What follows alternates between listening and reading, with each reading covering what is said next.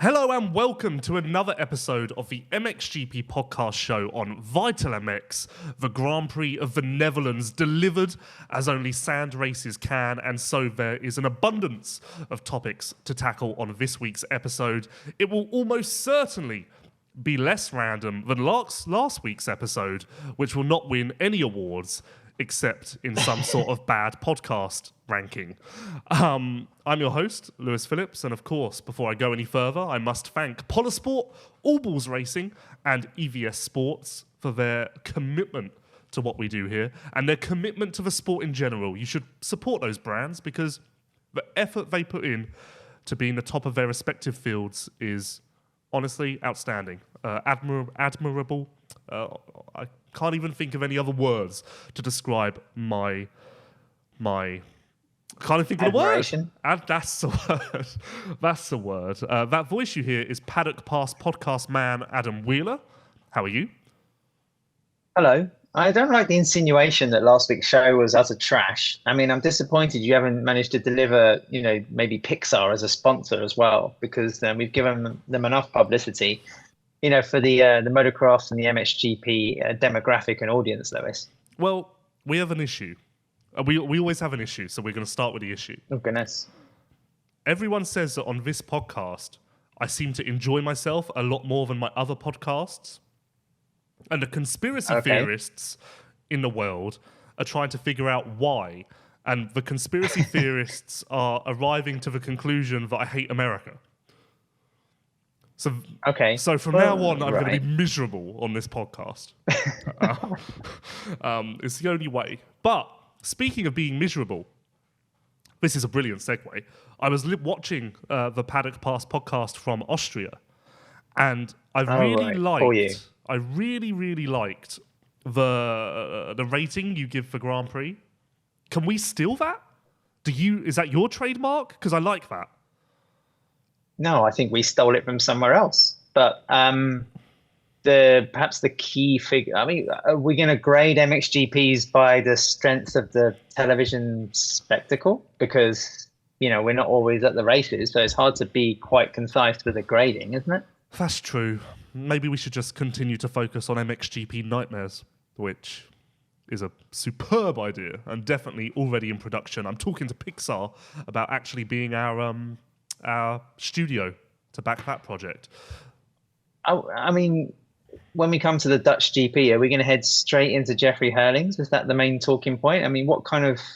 one thing on the Paddock Pass podcast we do is we grade a GP. It's just a way to sort of break the ice and start talking about a particular race. We also have moments, what kind of moments stood out. But these are all, kind of features, like I said, of being on the ground. But we do try to sort of tackle subject editorially. And so, in Austria, for example, last weekend it was a tedious race. There wasn't really much going on. The winner was perfect. But I don't think that's even something we could throw at sort of Jeffrey Herlings at the moment, because his performances are sort of dominating and all conquering in the sand, but they're far from perfect. Well, I've kind of realized the way you like to do podcasts.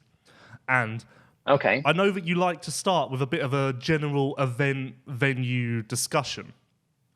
So would you like me to pose? I've literally prepared for this, and now the 1 week I'm prepared to cater to you. You want to start with Herlings?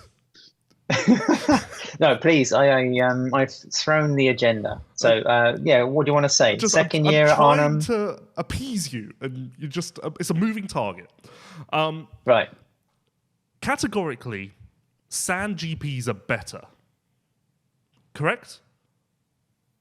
Racing wise. Yes. Yeah. There's the order is not finalized until the last two laps. It's regardless of the lead, it seems. Is that sad? Like, I almost feel like if we could bottle the effect of a sand race and have it across 20 rounds, the FIM Motocross World Championship would be so much more entertaining. But ultimately, we're now going to Switzerland, which will probably be a bit of a goat trail, follow the leader. And it won't...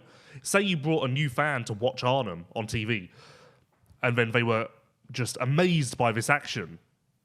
That amazement wouldn't transfer over to the next weekend. The big thing on my mind, because I thoroughly enjoyed the Grand Prix of the Netherlands as I did the Grand Prix of Flanders. Sweden, not so much. The big thing on my mind over the weekend was like, how do we bottle this? But we just can't. No, because you don't want a championship of sandy races. And the good thing is that it also impacts the World Championship story itself, because, you know, Jeffrey Herlings did basically a Grand Prix of Flanders repeat 2.0, whereas in Sweden, Jorge Prado was able to show that, hey, actually, you know, when we get out of the sand, I've got more for you than, you know, people would expect. And also, if you're a new fan and you watch a sandy motocross Grand Prix and think, you know, oh, wow, that was fantastic, I'm going next week to Arco di Trento, you know, where, you know, you're lucky to get two bikes side by side into a corner sometimes, then, you know, that's just part of how different and challenging a series is going to be. You just have to look at the bigger picture, I think. Okay, well, now that we've done track talk, back to Herlings. And let me tell you, I think you can agree that sometimes I'm a little passionate about certain people and the things that they do, i.e. Jeffrey Herlings, correct? Ben still isn't racing. Well, we'll get to that because he's going to come in the following explanation. I've also had an epiphany, soul-searching over the weekend.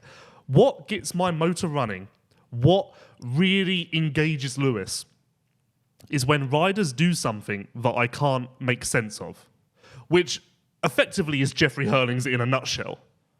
But Jorge Prado at the start of this year, I could not make sense of how he was this dominant and this much better than everyone else.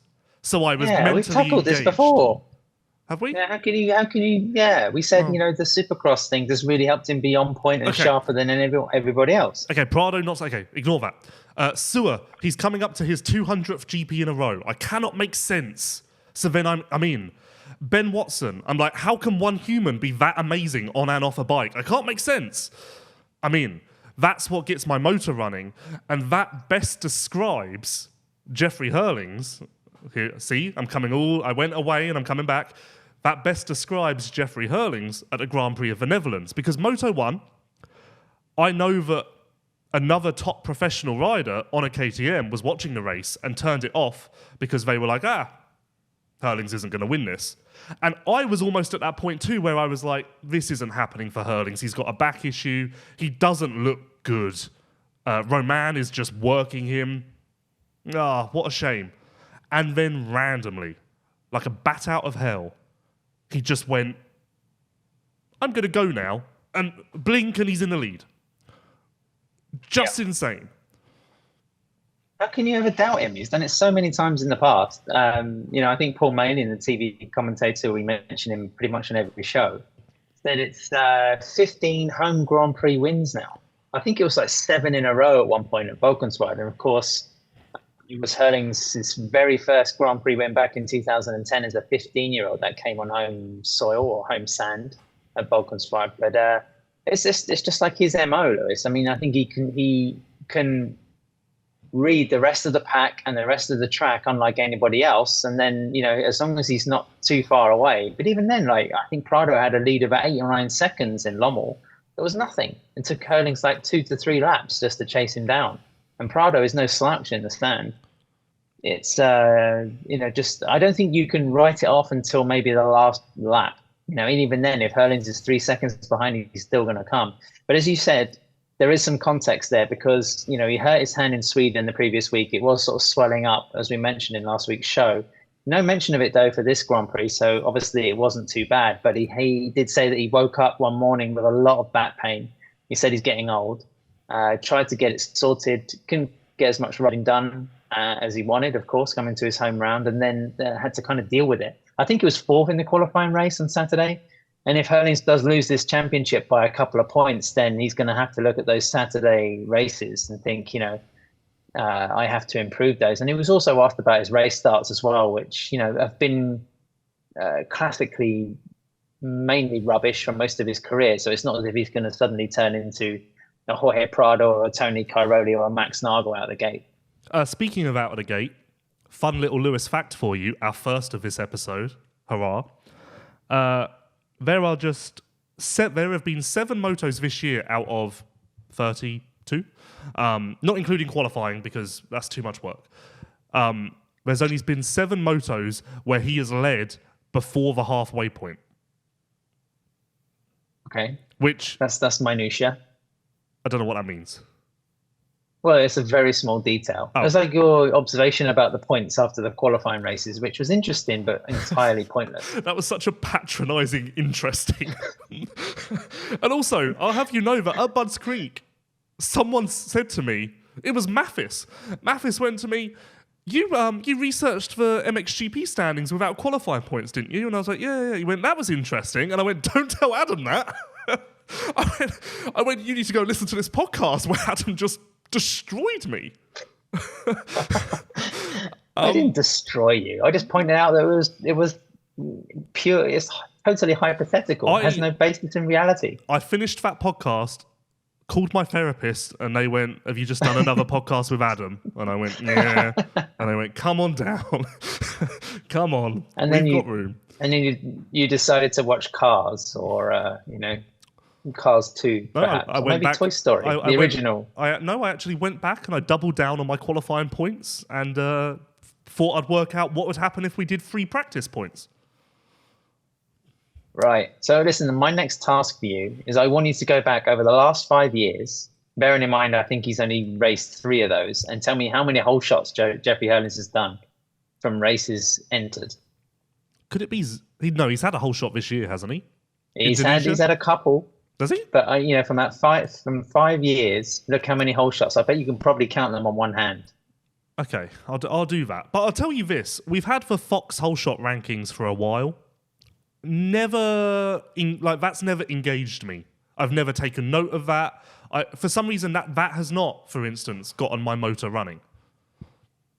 Why not? I don't know. I mean, the whole shots are important, right? Yeah, but I don't really care about the rankings. We'll just figure that out. It's fine. I mean, it's the basis of Jorge Prado's career and his approach to racing. How many whole shots does he get every year? And it's that's it. If he's out front, you're not going to be watching him do a Herling style charge from 9th place to 1st. Okay, I would. Okay, so you want me to? That's a stat. Yeah, okay. I want you to come up with that stat. Okay, and you also maybe contrast it. You want me to care about whole shots more? Yeah, because that is, in this day and age, is much more important. And if you see some of the resources being put into the factory bikes, then, it's like the Hunter Lawrence, the 2025 Honda. I mean, there seems to be a lot of hype and chat about that, but it's probably a spec that Gajser's been using for a long time. And, as we know, MXGP can use prototype models. But there's a lot of importance placed in the starts. I mean, teams and riders and the paddock have to essentially turn up a day earlier now at Grand Prix to take part in start practice.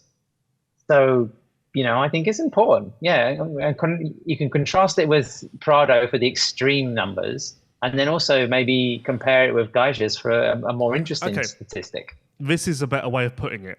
I don't care about the whole shot rankings. I care about average starts, because whole shot rankings don't tell me the whole picture, because yeah, Prado's had a lot of whole shots, but that means nothing until you tell me what the average start of Gajser and Herlings is. So you want to do maybe first lap counts instead? Yeah, and I don't just want whole shot this person. I want every rider's average starting position. Yeah. Well, tell your therapist this time I was invigorated after my latest podcast. Well, we've got a long way to go, so let's not get ahead of ourselves, shall we? So let's do this again, because this is now a weekly feature. Will Jeffrey Herlings win this championship? Where are we at? Only 4 rounds to go, 35 points. How possible is it? But before you jump in, we did discuss Herlings' effectiveness in Turkey a few weeks ago. I went back and looked. He's actually undefeated there. So bear that in mind. Okay, for the GPs that he's raced. Right. So, I mean, he hasn't laid waste to the motos. It's just the overalls. But still. Yes. Sweden, this was like the perfect opportunity for Herlings, wasn't it? I mean, the back injury notwithstanding, it was an ideal scenario for him. Great terrain. That's probably the last big confidence boot. It's just actually it sounds absolute rubbish because Herlings is that good in any terrain that I think he's going to be pushing all the way. What's the championship deficit now? I think it's something like 38 points. 35. 35. Okay. I mean, considering there's 60 up for grabs every weekend, it's nothing, is it? I don't know, Lewis.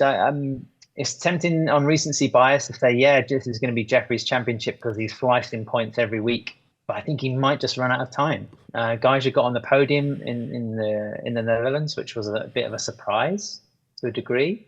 And yeah, we need riders like Glenn Coldenhoff to keep starting like that and getting in the way. And it seems that back markers as well seems to be a particularly live subject in MXGP. That's something that could have a bearing, in the races to come.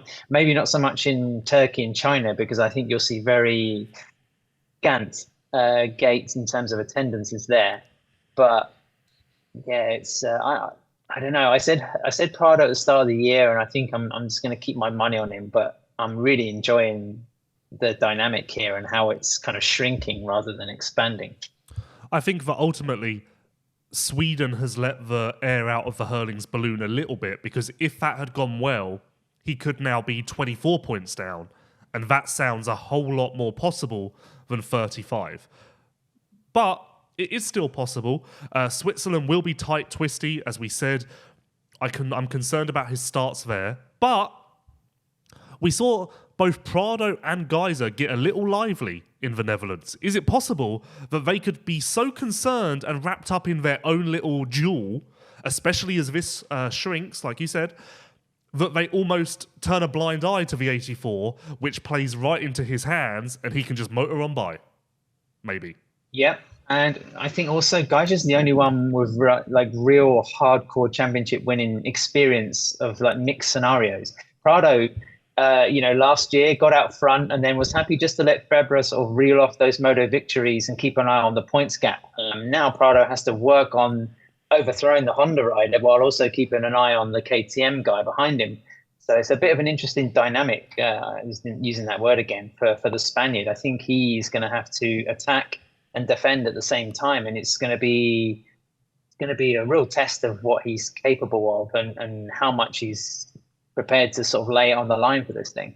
Obviously, as of late, Herlings has been the best performing rider since Majora. Note that ever since I saw him again, it turned around. We haven't played that up enough. That's true. But actually, hold on. I gave him a speech in Majora. Maybe this is me. Okay, well, first of all, thank you to Lewis. But Herlings has been on a roll since Majora, and he is the winningest rider. But looking at the full picture, the deficits, etc., I do think Prado is the best placed to win this title, because 9 points is zilch, ultimately. And yeah, he has been a consistent threat time after time, dominant in Sweden. We're getting those types of tracks coming up. Prado is the safe bet at this point, right? Yeah. Yes. I'm really curious to see who will take the overall in Switzerland. And what have these guys been on the podium 6 times now this season of all of these races? And that's quite a lot for the same trio. I think that's low. No, the same 3 guys on the podium. I think that's pretty high, isn't it? It seems like we've had more parity in MXGP in the past. I would say that Gajser, Herlings and Prado have swept the podium upwards of 10 times, because aside from Febvre, who's Jonas in Portugal? Valandren. Okay, yeah. I guess when you start to put those pieces together, it adds up. And Jeremy Sewer had one as well. Yep, and if you worked your magic on Jeffrey Herlings, why have you suddenly cursed and shunned your friend and made him, ride an elephant around? I have magic powers. They're not that strong. There's a limit to my capabilities. Right. That's true. I can only do so much. Here's a question for you. Can Jeremy Sewer get on the podium in his home Grand Prix? Is that home Grand Prix factor going to, somehow help him shed 6 or 7 kilos on his factory bike? No. But Okay. we're on to 2025. I don't know what to tell you, but let's not to jump ahead, but let me just tell you this, seeing as we're on the subject. Don't tell me my source on this, but little bit of a to-do between Febvre and Sewer after the Netherlands. I'm trying to think why. Was there anyone on track? Roman is of the opinion that Sewer should just let him by and not really race him. Right. And I said to my source on this, that Yes. actually, if you look at the facts, Sewer is ahead in the championship. So actually, you could make a case that Febvre needs to be letting Sewer go. Which I don't think would Also, go down don't forget that Roman had a big crash and I think knocked himself already to the Grand Prix of Switzerland. So maybe that has something to do with the anxiety. I don't know. He was sporting quite a big sort of like mark on his face. I don't know if you could see it in the TV interview. And it did make me think, concussion protocol, is there any kind of checks or, how do they go about these things? Because, Febvre's had at least two pretty hefty whacks to the head previously in his career. He was obviously okay. I mean, he raced. He did kind of well, I guess, in the circumstances. Weird considering that Saturday qualifying race was actually his strongest. But I guess adrenaline, all of that, and then when you go to sleep, you wake up the next day, then the effects of the crash maybe start to wear on you a little more. But circling back around to the Herlings Prado Gajser discussion, someone much smarter than me pointed out at the weekend that the points Gajser gained in France for the flag controversy, those could really do something here. Like, that could be what decides the championship, which is just another fascinating element to that was a hot button topic back then. Maybe that comes back around here in a couple of weeks. Yeah, those what if questions are great, aren't they? I mean, what if Febvre hadn't broken his thumb and missed a couple of races? Would he have accelerated even further into reckoning? What if Yamaha hadn't screwed Ben Watson in 2021? Maybe he would be three-time world champion now, and Herlings, Prado, and Gajser would be irrelevant. Or what if Maxime Renault had just waited a little bit longer to start training and riding again? What if Sewer's bike wasn't as heavy? This could actually be a whole podcast. I've forgotten my point, but also actually. Well, no. So you're putting your money on Prado now. Yeah, Prado is a safe bet because Herlings is still far enough behind where it does need to work out. Prado is close enough where he can just grab this, reach out and take it. And Prado also has the better statistics over Gajser. Gajser has more consistency, but I think, in terms of laps led, Motos won, Grand Prix won, Prado is far ahead. So if it came down to a face-off in terms of, who's going to win today, me or you, then at the moment, Prado holds the upper hand. Also, worth noting that from memory, and I may have this wrong because it is from memory, I believe that Arnhem was Prado's 150th moto podium. 170th. Okay. Well, 170th. It's only the second Grand Prix there, isn't it? And is it called Motorsport Gelderland or something like that, the actual name of the circuit? And it's not sort of too popular with the media, I know that, because it's so compact and sort of wedged in. And there are actually a couple of corners where I thought the fencing and the fans were really close. If somebody did a Brian Bogers, then there were going to be, there's going to be a bit of carnage. I mean, as much as the track was typically sandy and rough and fantastic and snapping and demanding, I still kind of prefer places like Volkenswaard and Lierop. Oh, I like it. I think I liked Os, very similar. It's got a bit of an old school feel. Another what if for you. Did you see I think it's controversy. Maybe it's not. I don't personally think so. But there was some to do. Don't know why that's my phrase. There was some to do about Gajser landing off the side of the tabletop, being off track for a nanosecond and then coming back on, and whether he should have been penalised. I don't think so, because that just happens. But if I use my factual mind, I'm like, okay, maybe you have a case-ish. Any feelings on this? No. I don't know why they're quite sensitive to this. Perhaps it has something to do with the Grand Prix of France. I don't know. Okay. But yeah, it seems a little overreactive. Okay. I just hope Tim doesn't lose another World Championship chance because of an off-track excursion. But yes, maybe we should start talking about Ducati. Hold on a minute. Let me see. Another little fact for you. Another little fact. From memory, I believe this is the first time Herlings has won at home since Valkenswaard March 2020. Because OS 2021, he didn't start the second moto. Didn't race at all in 2022. Last year, he got injured in practice at Arnhem. So unless I'm missing one, this is actually Herlings' first home GP win in quite a while, which, considering your previous stat, is really quite something. Anyway. And is that the last Grand Prix they had at Valkenswaard? It must have been pre-lockdown as well. Yep. In the pandemic year. Yeah, the last race before COVID. So yeah, there you go. Right, I'm now ready to talk about Ducati. So off you go. Okay. Do you need to mention anything about Polisport and unbreakable levers or not? You know what? I'm just like deconstructing your whole agenda on the podcast this week. I was going to save it until after Ducati, Adam, but I'll do it now. That's fine, because what also is fine is the fine products that are produced by Polisport. Hey, Yamaha YZ125 and 250 riders, this one's for you. If you've been riding models from 2002 to 2021, listen up, because Polisport has something that's going to make your heart race. They're introducing the new restyling kit, a complete transformation for your Yamaha, giving your bike a 2024 look without any complicated modifications. This kit includes everything you need: a new gas tank, a full race seat, an airbox, all designed to fit seamlessly. No fuss, no hassle. Your old two-stroke will look like it just rolled off the showroom floor, so to all the YZ125 or 250 owners out there, it's time to transform your bike. Your Yamaha deserves it. Polisport has what you need. Thank you to Polisport. It's a bit rushed, Dan. You did it better last week. Okay, noted. I'll mention that to my therapist. Ducati, you can lead. This is your wheelhouse, after all. I can't remember what we said in terms of predictions. Much higher than 15 DNF.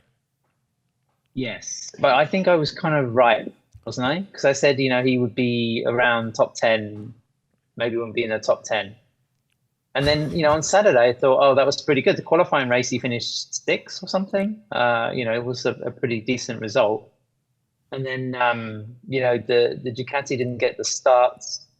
And then, of course, 15 DNF, a technical problem forcing his retirement in the second motor. But in terms of PR worth, I think it definitely succeeded. I mean, my social media was full of pictures of Tony doing the start practice on Friday, and lots of shots of a very sexy motorcycle, a sexy and expensive motorcycle by the sound of things. But yeah, it wasn't a classic debut, was it? Was there any buzz at MotoGP about this? Anyone asking you how it's going, or did anyone care? Not really. No. Okay. There was a couple of comments, but yeah, no. Okay, that's sad. The qualifying race was more what I had hoped for, mixing it up at the front, fading a little, and then sitting inside the top 10. I think that maybe it was a harder physical challenge than Tony maybe anticipated, but he's 39 in a month, so you kind of forget that time doesn't stand still when these guys retire. Kind of shocked me when I found out he had actually aged since 2021. Yeah, but no, it's fine. I think it was promising. There were good elements there, weren't there? Yeah, I mean, again, when you have one of the best riders in the world, one of the best riders in the history of the sport riding a motorcycle, he's always going to make it look good. So I think, but the jury is still warming their seats. But not having been on the ground and really seen it up close, it's hard to really talk about many of the merits. In the press release, incidentally, they did talk about how the Desmo 450 MX was running the 2025 configuration on the decibel limit, which has to drop by 3 from 112 to 109 for 2025. I sent out a couple of quick texts as we were beginning to record the show, and the guys in MXGP and MX2 at the moment are still hitting 112, the 4.4 noise limit. So it's not like the Ducati suddenly entered a similar playing field. The bikes are still as noisy as they can be. So yeah, that was maybe another limiting factor. I don't know. Fun little game. So, as heavily rumoured, Jeremy Sewer will be on a Ducati next year. Also heavily rumoured, but not signed, is Guadagnini. I know that they are deep in negotiations, and it is certainly going that way. But why are you saying this, Lewis? We know Jeremy's signed. No, I'm not. I'm talking about Guadagnini. Oh, right, okay. Jeremy is signed. Guadagnini, not so much. Yes. But it's certainly on the cusp of being signed. But let's play a game. What I like to call silly season. I should have come up with a better name and jingle. Also, I had a really funny joke for this podcast that I was meant to prepare, and I just completely remembered that I forgot about it. And you would have, honestly, Adam, you would have loved it. Honestly, you would have. Is it a dad joke? No, there was sound effects. It won't be as funny, but I'll tell you what I was preparing at the end. But you, honestly, I know you would have loved this. But back to the game. You can't build it up like that and not tell the joke. Well, no. Okay. Do you want us to lose listeners or what? So did you see that for some reason WMX did a class track walk? No. Okay, so for some reason, all 40 WMX riders walked the track together, which baffled me. But all I could think about when this was on my Instagram was that Girls Just Want to Have Fun song. And that was just all I had in mind as they're just wandering around. So I wanted to play the song for you and get it to come up on screen, but I'm not ready for that. But that is weird because when we're trying to, I don't know, that's just we're not doing that with the 125 kids. We're not doing that with the 450 guys. Why are all the WMX riders walking the track together? Also, something that confused me as well, on the timing system, it said AOT, official approved teams, and then there was almost like a wild card. No. I don't know if that's been happening all year. No, that I started missed last it or year. What, but but it hasn't popped up in other GPs. Why suddenly now? No, it popped up in Argentina last year, maybe this year. Basically, let me educate you for once, Adam. All right, I'm listening. When there's more than 40 riders, they split the practice groups from OAT riders to wildcard riders, including time practice. But say there's 24 OAT riders, that means that first place in wildcard time practice goes to the gate in 25th. It's impossible for a wildcard to outrank an OAT rider in times. That makes sense. Which kind of adds, obviously, that's all part of the agenda of, hey, sign up as an OAT team, because then you get your real ranking. Okay, so as you're in such a didactic sort of vein, explain to me why suddenly the MXGP gates are so full and there's so many riders wanting to compete. No one knows. Because how many people were there in Sweden? Was that quite good? But there wasn't enough to have an AOT and a separate qualifying. Well, there were 34 but then riders. Sweden's not exactly cheap or close. No, so 34 in Sweden's really good, I think. Yeah. I noticed that the full MXGP gate, whereas MX2 was looking pretty pathetic, and MX2 is going to look even worse in Turkey and China. I don't know where these people are coming from. Maybe, not to pat myself on the back, but my EMX 250 rant, I also did the same with EMX Open, saying that you're just giving the 450 guys a safe space now. Now that EMX Open guys are coming back, maybe, that the class has been destroyed. So as soon as Lewis gets his way and we just slash EMX 250, then everyone will be happy again. But until then, we've just got to deal with 15 riders in MX2 and 72 in EMX 250. No, I think that's hot nonsense. Okay. I think instead, Therapist? I'm just trying to understand why why the MXGP gate is so full. I think it's fantastic. I no complaints whatsoever. but I'm just trying to figure out why. Is it just there's less people injured? Okay. Or, Is it fantastic? Okay. So now you want to get onto the backmarker theme. In terms of the perceived health of the sport on a superficial level, yes. And also the fact that if you're an emerging large, young rider, then get into a Grand Prix, test your level, learn from the likes of Herlings lapping you twice. You're not going to get a better education. I'm maybe struggling for other benefits now, but yeah.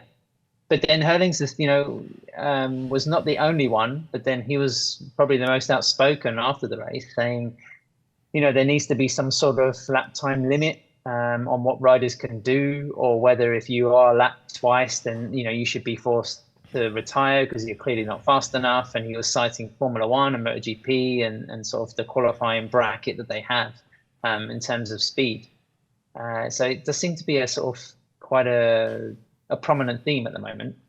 I will be the first to admit that back before I was in the industry, I was quite naive to this, and I was like, we need 40 rider gates and that's all. And when MXGP was really in its dark period, 2013-ish, I feel, when we were having 21 riders of Vulcansward, I was like, this is kind of bad. But now, being more connected, being more involved, having more knowledge to fall back on, I don't know. Like, I feel like there's a bigger gulf now between the top rider and the worst rider, and I don't know if this is good. Like, obviously we want full gates, but I don't know if this is a good thing, because no. And it's the same thing in the nationals, right? Yeah, like because Prado complained about backmarkers quite a lot at Arnhem as well, and he's going to get a shock when he comes here next year. Luckily, his best friend Lewis will be there to kind of calm his nerves and talk him through it. But he's gonna. I feel like he's gonna be like almost baffled by the situation. But don't the nationals kind of portray that full gate as almost like open opportunity for anyone to race? The old ethos of motocross, whereby if you're good enough and you're fast enough, then you're ready enough. Yeah, and that's whereas MXGP has gone more elitist. But more and more, has MXGP gone more elitist? Because we seem to now be going back to pre-2010, where we've got more than 40 riders. But only recently.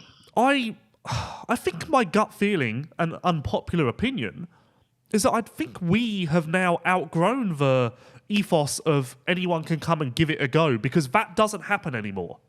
No longer does a random guy turn up and finish 11th.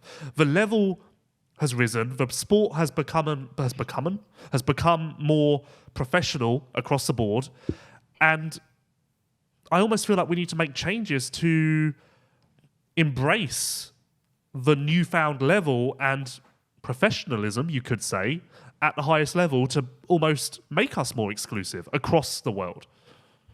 But what do I know? This isn't the case. This wasn't the case in the Netherlands, but when the likes of Glenn Koldenhoff is finishing 6th or 7th in MXGP Grand Prix, the idea that somebody, trains as much as him, practices rides, tests, and prepares as much as this guy does, it seems absurd, if you're just doing national or domestic championships. So I just trying to grasp why someone would want to enter an MXGP Grand Prix. Maybe local sponsors could get something from it. It's certainly not going to be for TV coverage. But yeah, it's just everybody, the top group just seemed to be too good, and the bikes and the fitness and everything. So why would you enter a race to finish 17th? But then, I don't like asking that question, because I like the fact that there's people prepared to have a go. But I think the people entering the race to finish 17th are fine. I like that. Somehow we need to do something about the people who are entering the race just to show up and finish 33rd. Like, if you've even got the slightest chance at finishing 17th, you deserve to be there, because that means you have a shot at a points-paying position. If we know from your EMX results or your national championship results that you realistically don't have a hope in hell of finishing in the top 30, you don't belong on the same track as Jeffrey Herlings or Kai de Wolf, in my opinion. Because you're not even getting points. Ultimately, but you're kind of irrelevant. But then, I've always thought for a few years that they should cut the points gap down. Like, it should be points to 15. There shouldn't be points all the way down to 20, because then you get some Grand Prix where the guy from, the baker from Thailand has rolled up and he's just going to go around the track 8 times while everyone else is doing 17 laps, and he's going to get Grand Prix points. That shouldn't be how it is.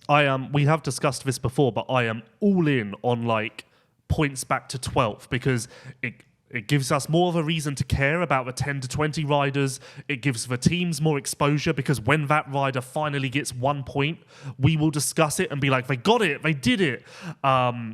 It adds more jeopardy to the championship chase, because if Herlings goes down in turn 1, then just to get to the points is something that we have to consider here. There's no negative in my mind other than the fact that certain riders will no longer have a hope in hell of getting a point. But again, I don't know if those are the people we need to be catering to going forward. Yeah. I mean, there are some riders who have deals scalable by the points they score. And, it also sorts out the lower ranking teams, they're trying to give younger riders a chance to progress. If you come away from 6 or 7 Grand Prix, the first 6 or 7 Grand Prix of the season with 0 points, then how can you go to a sponsor or a technical supplier and say, we're actually in the World Championship, we're where are we? Because we haven't banked any points. I think that must be the only reason why we have these absurd, point scoring allocations down to 20, because often in the last few years, up until 2024, for some magical reason, the gates have only just sort of 20, 30 riders, and that's how In Front wanted it as well. And again, when In Front wanted it, everyone around the world, what are In Front doing? They're killing the sport. Maybe, just maybe, they were onto something. That's all I'm going to say. But we completely went away from my game, Silly Season Silliness. Right. So Ducati... Well, can I just add my final point before you go silly? And by the way, you kind of admonished me in social media for being silly, and now you're using that word and you want to be silly again on the podcast. So I'm going to mention this to my therapist. Okay. Anyway, my final point was that... Do you want my one's number? I think I might no, I think we might have to change. I think In Front or Ustream, maybe as it was then, had like this elitist view towards MXGP purely because they wanted to brand the championship and promote it as the best riders in the world internationally with the direct factory backing. They wanted to make everything shiny so that it could be promoted as thus. And I don't think there's anything wrong with that. And it is something that obviously Formula One and MotoGP have done, because MotoGP limit their grid to 24 and now 22 places. There's only a certain amount of bikes and riders on that grid. You just can't turn up and race at that level.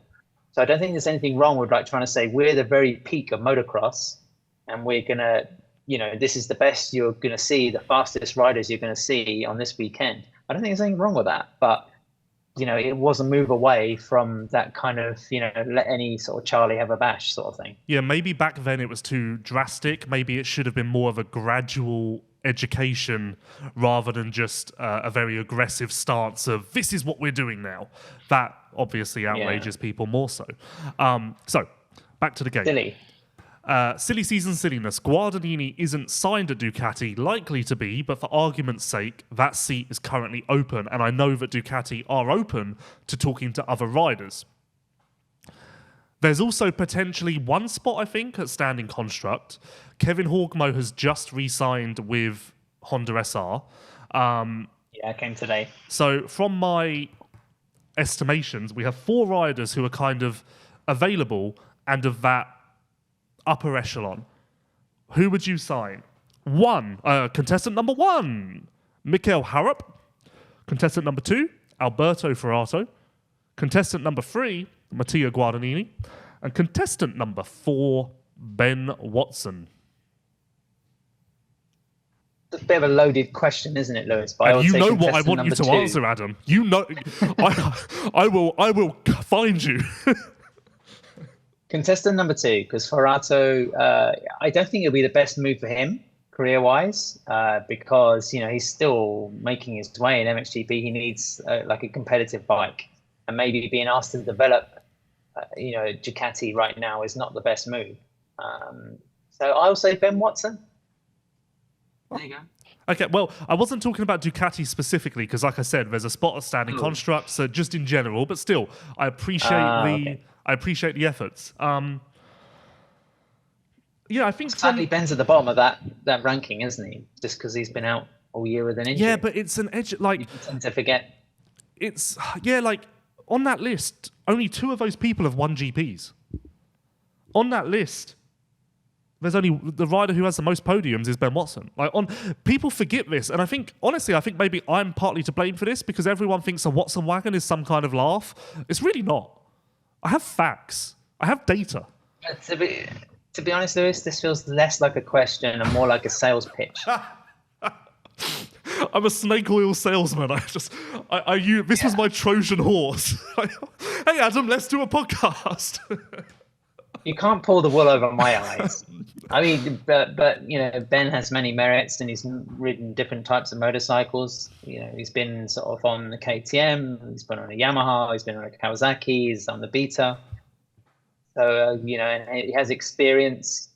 He might be just what, say, like Ducati need right now. If I was Forato, then I would sign another year with standing, because arguably you're going to be sort of top billing at that team. I mean, you could beat Brian Bogers, for example, or Paul Jonas. What's he going to do? He's another rider who's out injured and can be sort of easily forgotten about until people start sort of going through the statistics for 2024 and think, oh yeah, hang on a minute, he actually won a Grand Prix.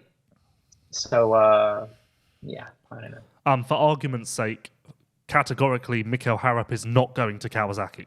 So that's right. That's that. Yeah, Forato. Harrop also has the youth element, right?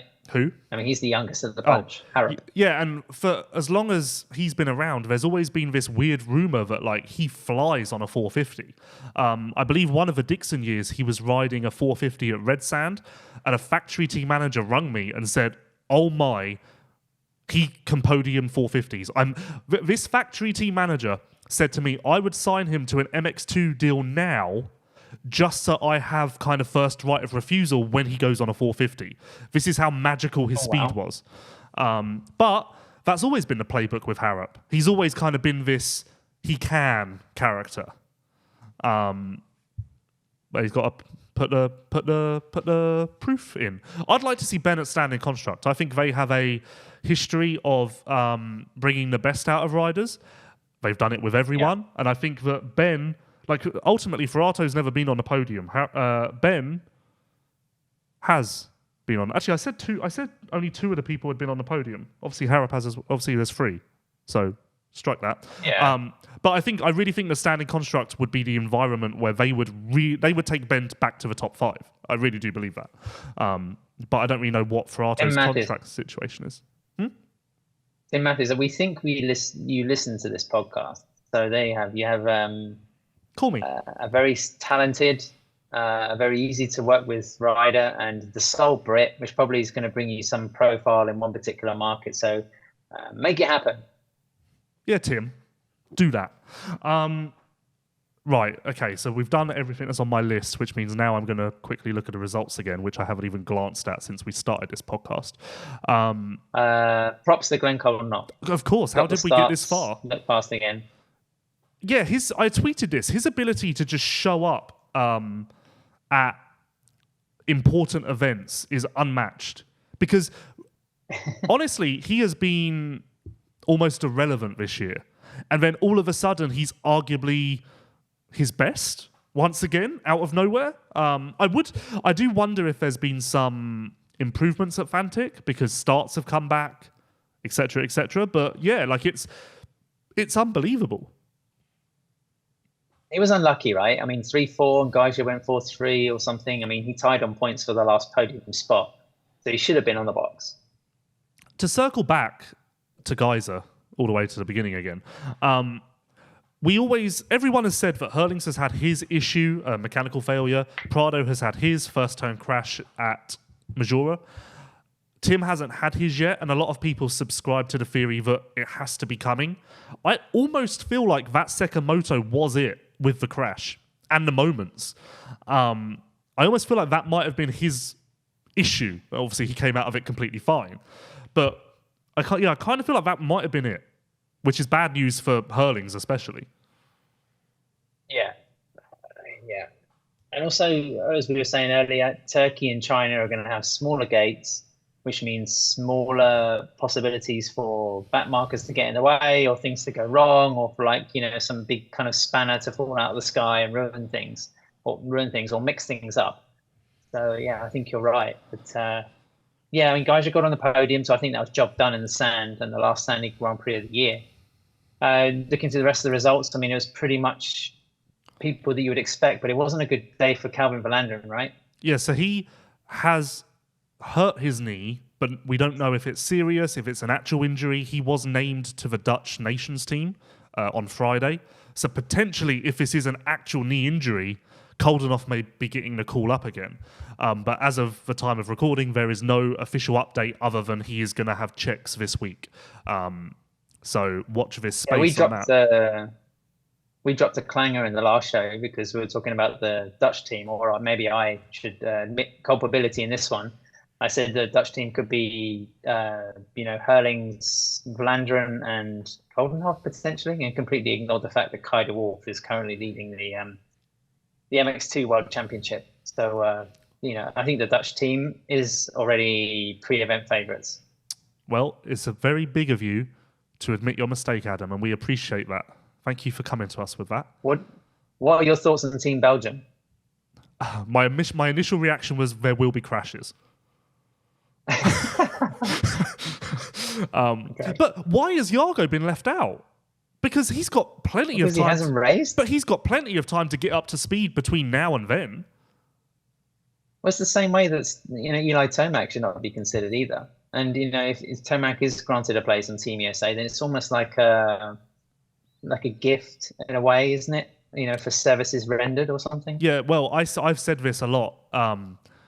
Obviously, you haven't listened because you hate me and don't want to hear my voice on any podcast. But I've said this a lot, and I almost feel like if Tomac is picked, it underlines a problem with the nations, and that is that riders aren't picked on merit.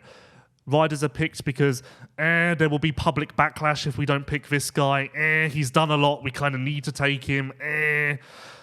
No, I think that noise is very annoying. Oh, I think the therapist. It's only picked. No, it's picked on merit when you have the luxury of having enough riders to be performing that well. Otherwise, there's usually one, sometimes two athletes that you have to pick because of past achievements or because of their name or because of maybe some attention they bring, right? I mean, how many nations can really say, oh, actually, we won't take him because he's fourth in the championship and we've got a guy who's second? Fair. And I guess, typically you don't have... Usually France. Well, so did you see my tweet about France? No, I've been working in MotoGP, really? Lewis. I'm sorry. And I'm writing a book. So are you even aware of what I do? No, I have papers. Of course I am. I'm just a face that appears on a podcast every week, and you're like, what does this guy do? Where is he? What's his background? No, I like listening to your podcasts, and you and Kellen are just like two very odd brothers.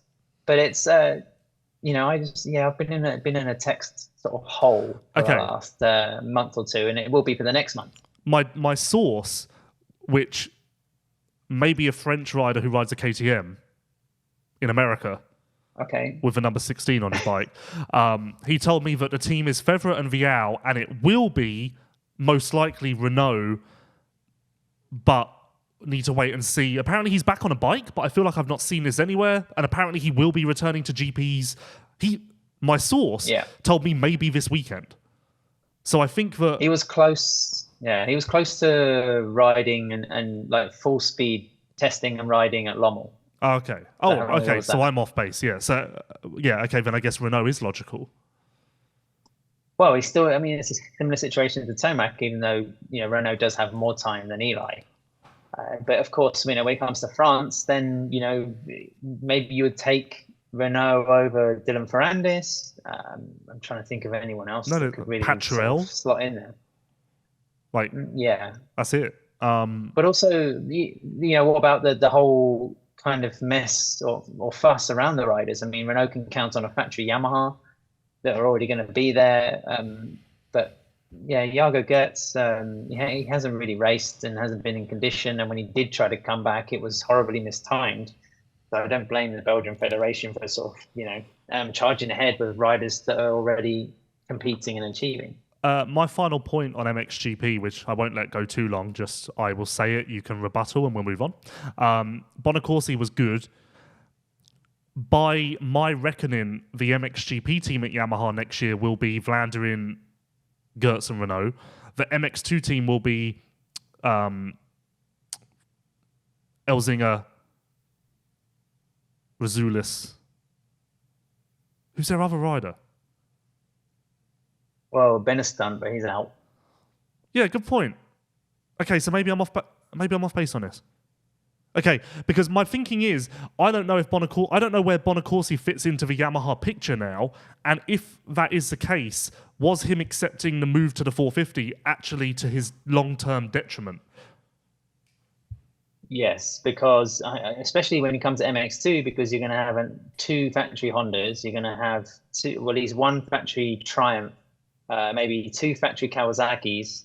There's a lot of movement still to happen, I think, in the MX2 class. I wouldn't want to guess who's going where, to be honest. And we don't even know if the guy who's in the championship's going to stay on a 250 or go to a 450. Same for Lucas Koenen. It's fair to say that Liam Everts and Sasha Koenen will be on 250s in the Austrian colours, which is either going to be just orange or white. And then Simon Lagenfelder as well, somewhere. Wait, Lagenfelder somewhere? Yeah. I mean, he's either going to be white or orange, isn't he? I thought he was locked in at Ducati. Well, then he's orange. Oh, okay. I thought you knew something that I didn't. No, it depends on what the Wolf does and where they slot the Koenens, because then that will change things for our friend Rasmus Jorgensen's team. I believe that it is Lagenfelder, Koenen at Ducati. I feel quite confident about that. On to MX2. Actually, before we do that, let me just read a little script here. All Balls Racing. The All Balls Racing Group is a combination of the finest aftermarket power sports brands from across the US and Europe. Combining OEM-level engineering and design capabilities with a world-class supply chain makes them the largest global supplier of critical aftermarket hard parts for the power sports industry. You can trust the All Balls Racing Group to provide the exact fitment and best quality in the industry at a price that fits your budget. All Balls Racing have everything to keep you running. Onto MX2, and this is more of a general discussion, but my sources over the weekend tell me that Riley Racing is coming back as a Kawasaki MX2 team. Geben van Venrooy is definitely coming back as a KTM MX2 team with Cas Volk. I believe there's one more. Kawasaki, as we know, entering MX2 with a factory team. Honda having two HRC MX2 riders. F&H is definitely coming back next year. Don't know what bike. Don't know what class. Heard potentially they could go to MXGP with Tundle. But my point, there's too many MX2 rides. Why are all of these teams jumping on MX2 where it's harder to compete with factory KTM? Doesn't make sense to me. It does not make sense to me why all of these people are flocking to MX2 when the entry fee is the same, the costs are more to produce a competitive motorcycle, there's less riders available because, let's be honest, the talent pool isn't exactly deep at the moment. You could go to MXGP and get an Usland or a Ferrato or, I don't know why everyone's flocking to MX2. I guess the thinking is that it's potentially more open to be more competitive, even though lately you'd say you need to be on an Austrian bike to be able to start. I think it was in the second MX2 moto, or maybe the first, where you had Everts, Adamo, and Koenen, 1, 2, 3 orange bikes right at the front. I mean, not a Japanese bike to be seen. So yeah, you're right, Lewis. It is bizarre. Why are teams coming back and just focusing on MX2? Maybe riders are slightly cheaper, but I don't think that's the case. If you want a sort of middling MXGP guy, then surely they're going to cost more or less the same. I don't know. Well, this was my only idea. I think that you can maybe perhaps find more of a diamond in the rough in MX2. You can get an unknown guy and maybe he reaches for the stars, whereas MXGP, everyone's very established and in their place. And also, I think in MX2, you can get more riders to ride for free. Whereas again, MXGP riders are more like, I know my worth, I know what I've got results behind me to demand at least a salary of some kind. So that's all I can come up with as a logical reason as to why people are doing this. Yeah, absolutely. And also because, to be, say, top 5 in MX2 might be achievable, but to be top 5 in MXGP, no chance. There's a real kind of, like you say, set order there. You're going to have to be better than Cal Belandrin or Glenn Koldenoff or Jeremy Sewer. So, yeah, that has to be part of the thinking, I guess. Just circling back, Beta also need riders for next year. So that's also a team that I haven't heard linked to anyone at all. I have not heard a single Beta rumor. So on my American podcast, I call it Beta, and Beta reached out and said, you're doing it wrong. It needs to be Beta. But actually on this podcast, it needs to be Beta, and it's too much. So just ignore, I'm just going to call it whatever I call it, and just please bear with me. But I haven't heard a single rumor about if Beta or Beta are even racing in MXGP next year. There's been nothing. Silence, as far as I know. Silly. Okay. I'm going to take that as you know nothing either. Lucas Coonan won again in MX2, 2 in a row. Cut the championship lead down to 43 from memory. In the 40s for sure. Are you entertaining this title fight at all? No. Okay. Lucas has had a good couple of GPs, but I still think Kai has the extra edge of maturity to win it, even though I think that was a poor home Grand Prix by him. Some silly mistakes. Silly. And he also did the same thing in Sweden. Yeah, that word's catching. So he has to be careful. I think now will be a good time to sort of pop up with a 1-1. But I don't know, it's looking a little bit shaky, not even just in terms of the points, but just because of the errors that are creeping in. Is that championship pressure? Props to a fan called Bert who messaged me and said, and I haven't verified this. Why are you laughing? I just thought of the guy in Mary Poppins. Okay. He messaged me this, and I haven't verified the information, so just take it with a pinch of salt, but I think it's accurate. He said, interesting MX2 stat. Lucas lost 49 points to Kai in the first 3 GPs. Since then, he has only made up 5 points on Kai. So essentially, since round 4 on, they have been neck and neck. And the reason we are in the position that we are now is the first 3 rounds of the championship, which if true, and it does ring true because we know that Lucas really struggled at those first couple of rounds and Kai just banked win after win. Interesting. Also, I think there might have been something in play in Holland last week because, he performed pretty badly at his home Grand Prix in Lommel in the sand. So maybe there was a little flicker where they said, right, and my teammate's in the championship. This is his home Grand Prix. I was crap the last time in my home Grand Prix in similar terrain, so now I'm going to nail it this weekend. Maybe that was it. And a lot has to be said for momentum, and Coonan has it at the moment. Yeah, I think at Lommel there was quite a kerfuffle that maybe put additional pressure on Lucas, which didn't lead to the desired results. So nice to see that was kind of resolved for the second home GP, and he managed to perform in a relaxed manner here. I liked that. So props to all involved there. Adamo, your man, let's not forget when you were calling him for the championship over and over. Nice little resurgence here. Another podium. It's fine. Yeah. Okay. That's good. I think second podium, in 3 GPs or something? Yep. Again, I don't expect him to really do much more than that. McClellan will have a thriving roadkill butt patch this weekend. Got confirmation of that. So, okay. Stay tuned for that. Classy. Yep. That's what we do. And Yeah, to be honest, I haven't really got much motivation. Simon? Honestly. What happened to Simon? Your man. It's heartbreaking. Like, now I know what it feels like to be a team who puts so much stock in your rider. And you really you come into the season all gung-ho, and then you ultimately are just left a bit deflated. But it was looking so good for a couple of weeks, and then it kind of reverted to being very average. I mean, what was he? I'm looking at the results now. 9th overall? Yeah, this was his worst. Come on, Simon. Like, and he's not a bad sand rider. Did he win the second moto at Lommel? I think he did, didn't he? Yeah, I'm just going to quickly find a PR. It was a challenging weekend in Arnhem. Saturday started with a crash during qualifying. I crashed again. That threw me off. I struggled with flow.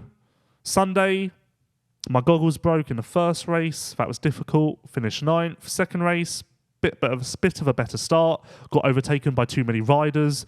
Just started finding my rhythm. Another rider crashed in front of me. Couldn't avoid him. Got back up. Made a few places. In the end, only finished 10th. So...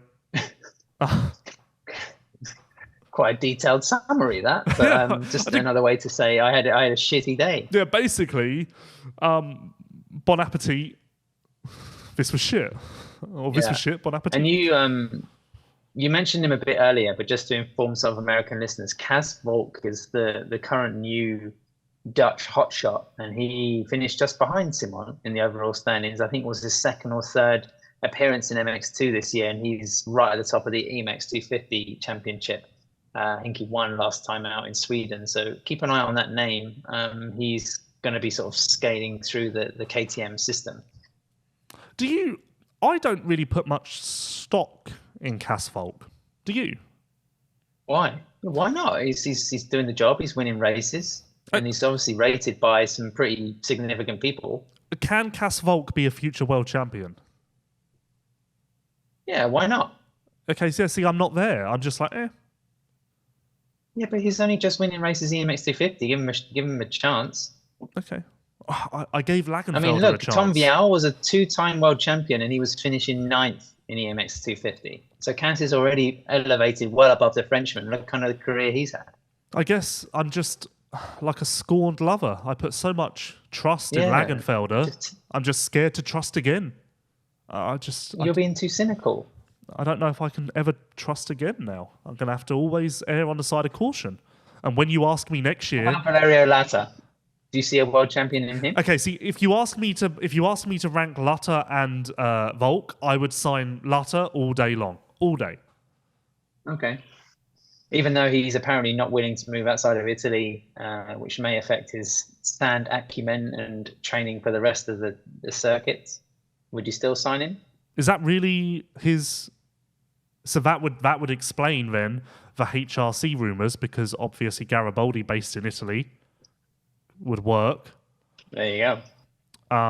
But he was, anybody who's moved to Benelux has been based there for a certain part of the year, even if the weather is pretty turgid and it's a radical change in lifestyle for a Southern European. It's still kind of necessary. Yeah, no, that's stupid. That's absolute. If that is the case, that is absolutely insane. And you know what? Just for that, I've just torn up my hypothetical Lata contract.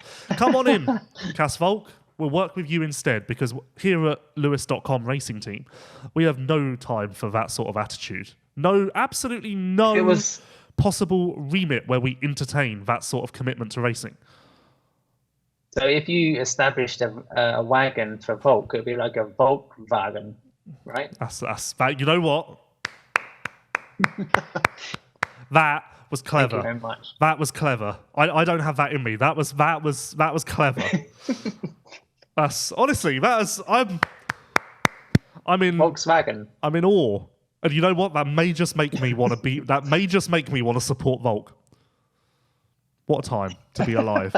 I hope you're not going to go back to your therapist. Well, I've now got a positive to share with the therapist.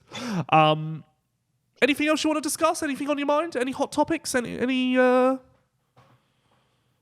just tired of it. Really tired. I think in Majora I said I was hungry, and now I've moved on to Fatigo.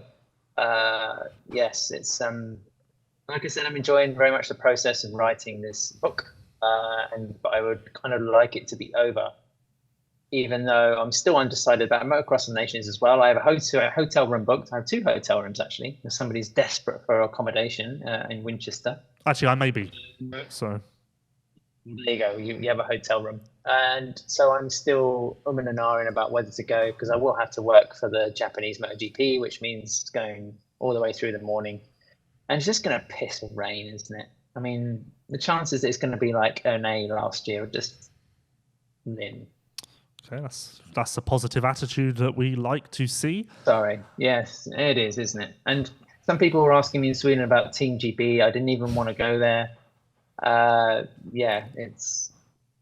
Anyway, I would try to be happy. I'm scared about the Team GB situation because, as we know, these people can be quite sensitive.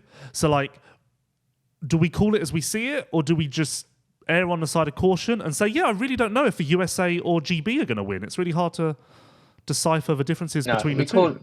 Call it as you see it. That's always the best approach.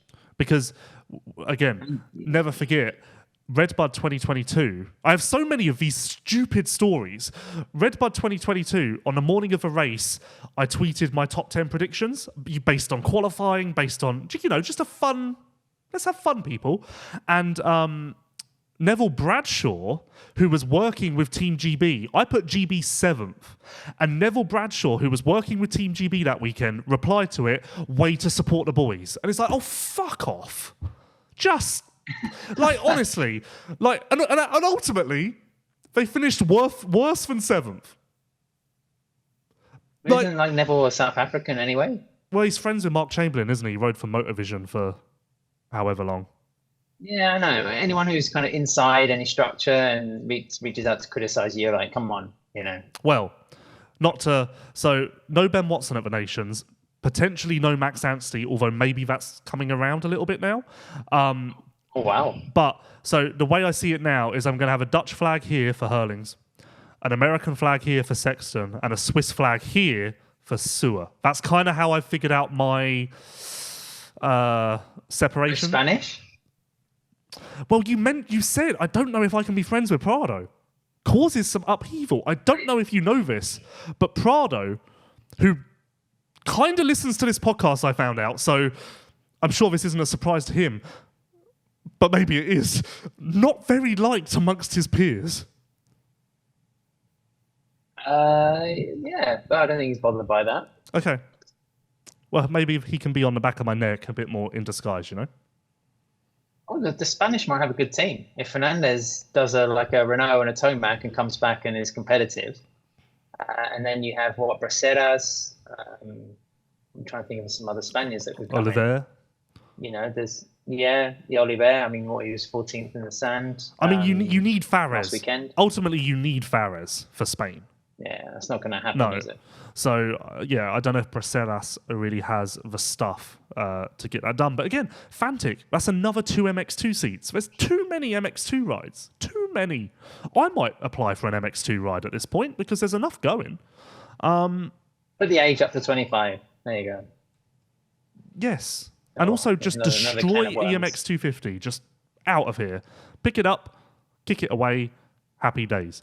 Right. Oh, also, EVS Sports. Experience the pinnacle of knee protection and injury prevention with the new EVS Web Eclipse knee brace. For over 39 years, yes, 39, EVS has relentlessly honed their engineering expertise, consistently delivering award-winning knee protection. This legacy of excellence is embedded in every facet of the new Web Eclipse, which represents a culmination of their tireless dedication to innovation and rider safety. Thank you to EVS Sports, Polosport, and All Balls Racing for their support of this podcast. If you want to get involved in this podcast for 2025, and I have to say, kind of now on a bit of an uphill climb, in a good way. We're climbing uphill. We're not on an uphill climb. We're climbing uphill.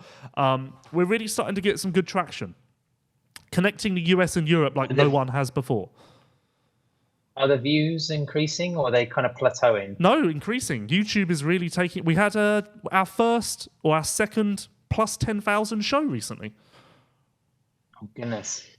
That is quite scary. We need to get more guests on, though, Lewis. Yeah, but okay, let's do. We're going to talk about this here because this is really hurting my brain. So yes, we do, because ultimately we have very good contacts, and if we can have Jeffrey or Prado or Jeremy, makes us look good because this really becomes the show with riders. But we've just done an hour and 14 minutes of good chat. If we insert a rider in there, it kind of takes away from what we're doing a little bit. So I don't know how we play that dynamic.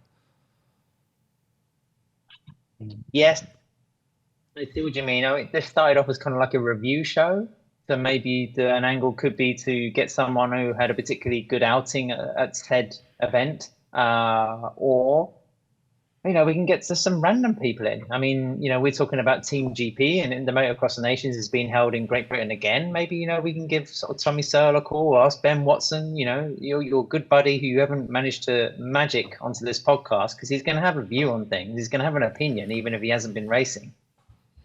So there we go. I'm trying to. Maybe we could do it every other week. What, a rider every other week? Or a guest every other week.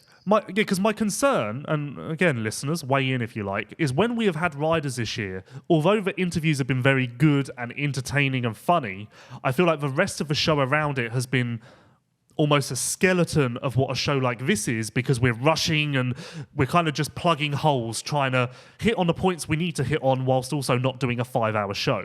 So I'm really struggling with like yin and yang a little bit. So yeah, we'll figure that out.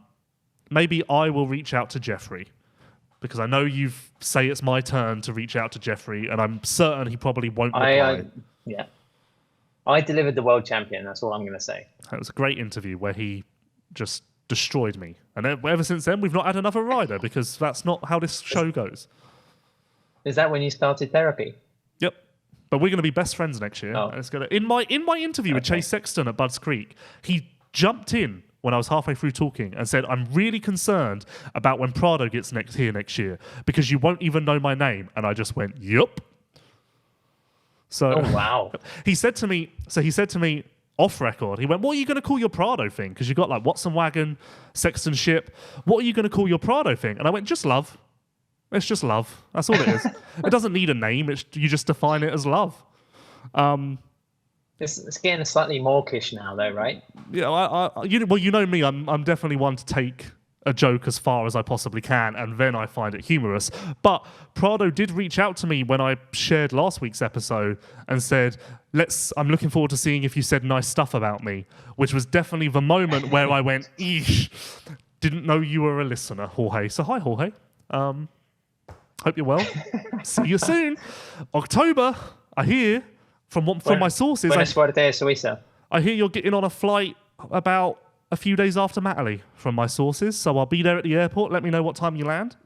And there's been a lot of sauce in this episode. Yeah, I feel like I print sauce and sauce. I don't feel like I can pronounce the differences in those words. Sauce. Sauce and sauce. Well, you sound the same too. Yeah. Oh, okay. Yeah. There's not much difference. Okay, well, are we done?